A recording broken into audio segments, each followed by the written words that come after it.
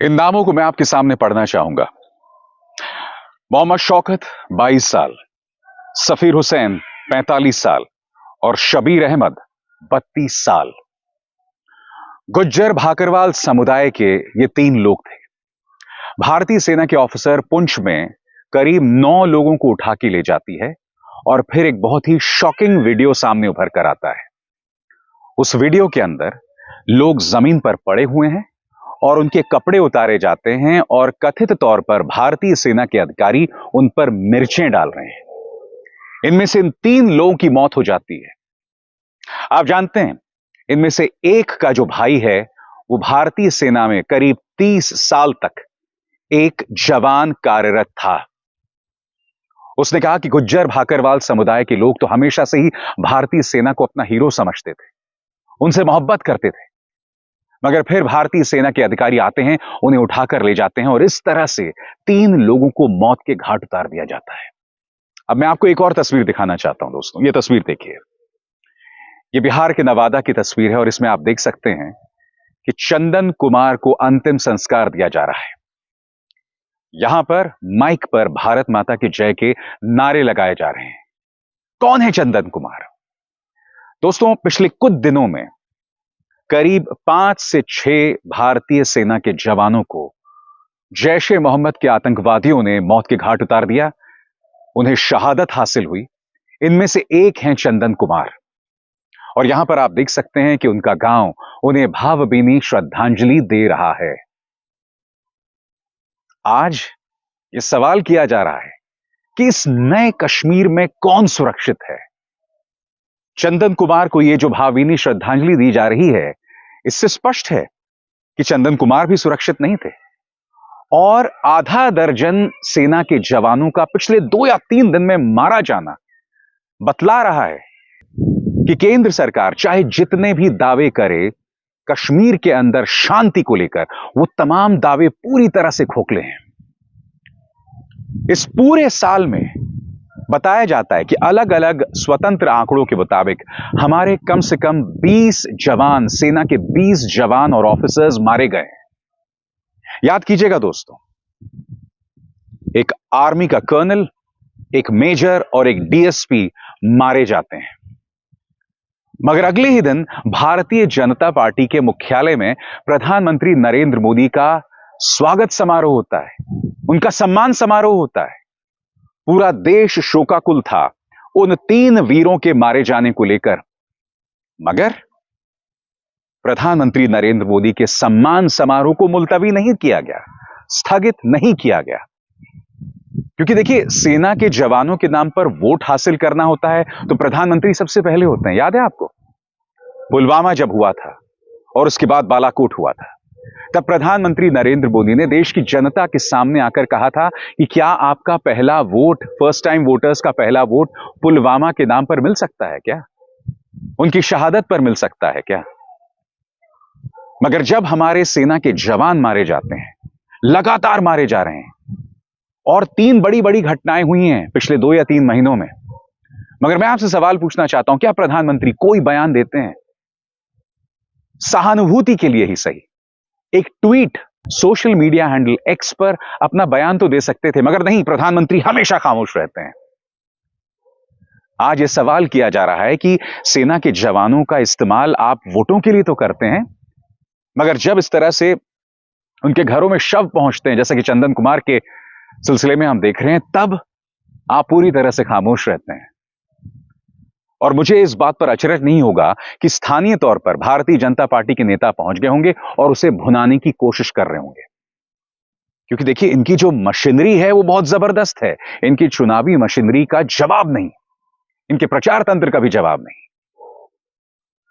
बहरहाल, जिस तरह से गुज्जर बक्करवाल समुदाय के ये 3 लोग यानी कि मोहम्मद शौकत, सफीर हुसैन और शबीर अहमद मारे गए हैं, वो अपने आप में बहुत शॉकिंग है। भारतीय सेना इस पर कार्रवाई कर रही है, जम्मू कश्मीर प्रशासन इस पर कार्रवाई कर रहा है और यह भारत के लिए निहायत ही शर्मनाक मंजर है। मैं आपको बतलाना चाहूंगा भारतीय सेना ने इस पर क्या कहा है, पढ़ के सुनाना चाहता हूं। Reports have been received regarding 3 civilian deaths in the area. The matter is under investigation. Indian Army stands committed to extending full support and cooperation in the conduct of investigations.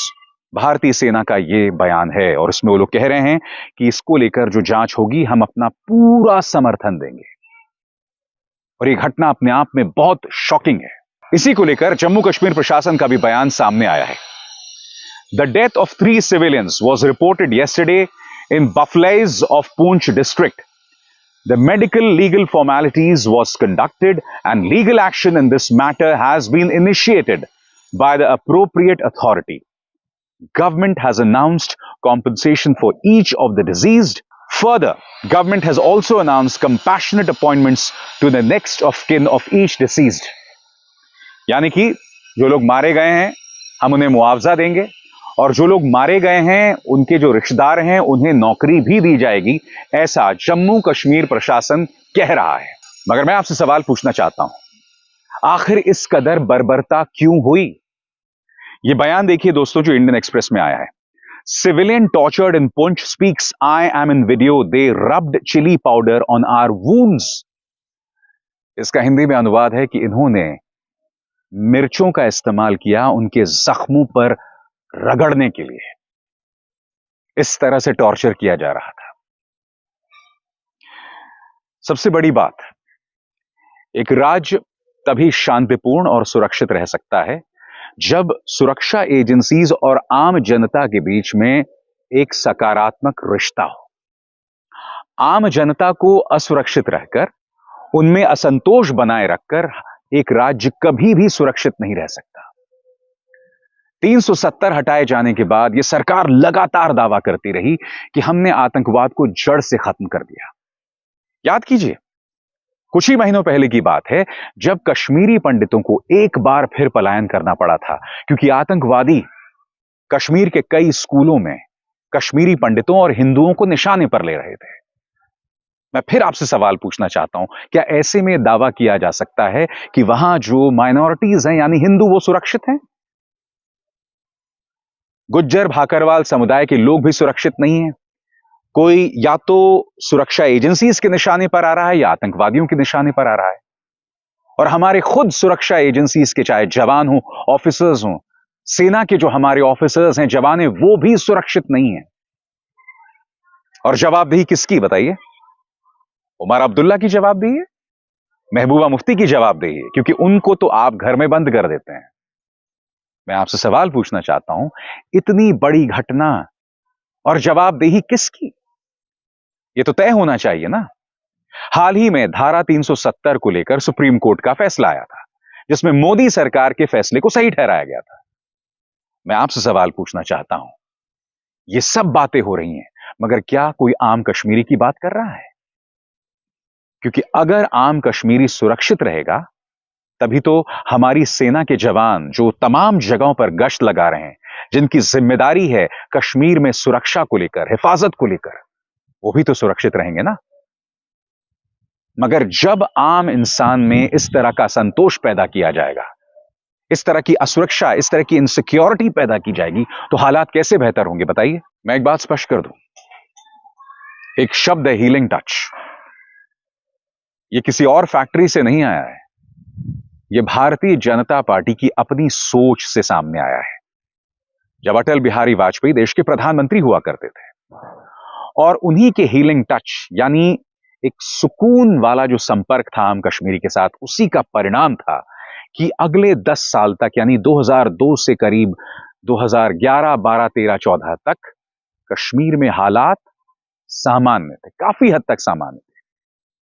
मैं समझ सकता हूं कि कश्मीर में हालात को पूर्णतः सामान्य कभी नहीं कहा जा सकता, मगर हालात बेहतर थे। अब एक घटना होता है और पूरे इलाके के इंटरनेट को गायब कर दिया जाता है। गुज्जर भाकरवाल समुदाय के उन 3 लोगों को मौत की घाट उतार दिया गया। उसके बाद पूरी जगह का इंटरनेट साफ है। धारा 370 हटाए जाने के बाद आप यह ना भूलें कि किस तरह से पूरी घाटी में, पूरे कश्मीर से इंटरनेट गायब हो गया था। अभी कुछ ही दिनों पहले लखनऊ का एक वीडियो सामने उभर कर आया था। वो वीडियो मैं आपको नहीं दिखा सकता। आम कश्मीरी जो मेहनत से अपनी रोजी रोटी कमा रहा है, उस पर उत्तर प्रदेश पुलिस जो है वो डंडे भांज रही थी। आम कश्मीरी जो अपनी मेहनत से नौकरी कर रहा है, आप उस पर हिंसा का इस्तेमाल कर रहे हैं। आम कश्मीरी और रेस्ट ऑफ इंडिया के जो भारतीय हैं, उनका जो रिश्ता है वो बहुत पेचीदा है। अंग्रेजी में एक शब्द है, handling it with kids gloves, यानी कि बहुत ही सलीके से, बहुत ही संवेदनशील तरीके से इस रिश्ते को संजोए जाने की जरूरत है। कश्मीर हमारा अभिन्न अंग है, मगर आम कश्मीरी को हम त्याग दें, ऐसा नहीं हो सकता। दोनों में तालमेल बिठाना पड़ेगा, तभी सही मायनों में कश्मीर हमारा अभिन्न अंग है।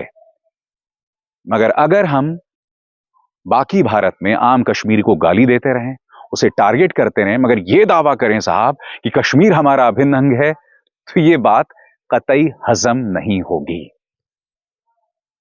आज मोदी सरकार की जवाबदेही तय की जानी चाहिए कि ना आम इंसान सुरक्षित दिखाई दे रहा है, और ना हमारे सेना के जवान, ना हमारी सुरक्षा एजेंसीज जो वहां काम कर रहे हैं। सबकी जिंदगी में जबरदस्त टेंशन है, जबरदस्त तनाव है, और इस तनाव के रहते हम तरक्की नहीं कर सकते। क्योंकि अगर आपका दिमाग ही असुरक्षित है तो आप तरक्की कैसे करेंगे बताइए? अगर आपके दिमाग में ही हमेशा डर है, अगर आपके दिमाग में खौफ है कि मेरे मां बाप को कुछ ना हो जाए, मेरे बच्चों को कुछ ना हो जाए, या मेरी पत्नी को कुछ ना हो जाए, तो इस असुरक्षा के चलते तरक्की कैसे होगी? और यह जो असुरक्षा का भाव है, सिर्फ आम कश्मीरी में नहीं है। बिहार, उड़ीसा, उत्तर प्रदेश से जो लोग वहां पर आकर तैनात हैं, चाहे वहां का मजदूर हो, चाहे सेना का जवान हो, चाहे सुरक्षा एजेंसी से जुड़े लोग हों, चाहे पैरामिलिट्री फोर्सेस से जुड़े लोग हों, उनके जो परिवार के लोग हैं, वो हमेशा इसी बात को लेकर उनके मन में डर होता है कि कुछ हो ना जाए। उनके घर में जैसे ही फोन बजता है, तो सबसे पहली चीज उनके जहन में यही आती है कि कोई बुरी खबर तो नहीं आ गई। इस तरह की अनिश्चितता, इस तरह की असुरक्षा न सिर्फ आम कश्मीरी में है, बल्कि वहां तैनात सुरक्षा कर्मियों में, सेना के जवानों में भी है। इसे खत्म करना पड़ेगा। और यह खत्म कैसे होगा? यह खत्म तब होगा जब हम सही मायनों में कश्मीरियों से संवाद कायम करेंगे, जब उन्हें हम बराबर समझेंगे, जब उनके प्रति हमारा रवैया बाकी भारतीयों की तरह होगा। उनमें कॉन्फिडेंस पैदा करने की जरूरत है। गुज्जर भाकरवाल समुदाय के जिन 3 लोगों को मौत के घाट उतार दिया गया है, इस घटनाक्रम के बाद शांति को एक जबरदस्त आघात लगा है। मैं उम्मीद करता हूं कि सेना इसे पूरी जिम्मेदारी के साथ संबोधित करेगी, और दूध का दूध और पानी का पानी होगा, और गुनहगारों को सजा मिलेगी, ताकि आम कश्मीरी में विश्वास पैदा हो सके। अभिसार शर्मा को दीजिए इजाजत। नमस्कार। स्वतंत्र और आजाद पत्रकारिता का समर्थन कीजिए, सच में मेरा साथी बनिए। बहुत आसान है दोस्तों, इस ज्वाइन बटन को दबाइए और आपके सामने आएंगे ये 3 विकल्प, इनमें से एक चुनिए और सच के इस सफर में मेरा साथी बनिए।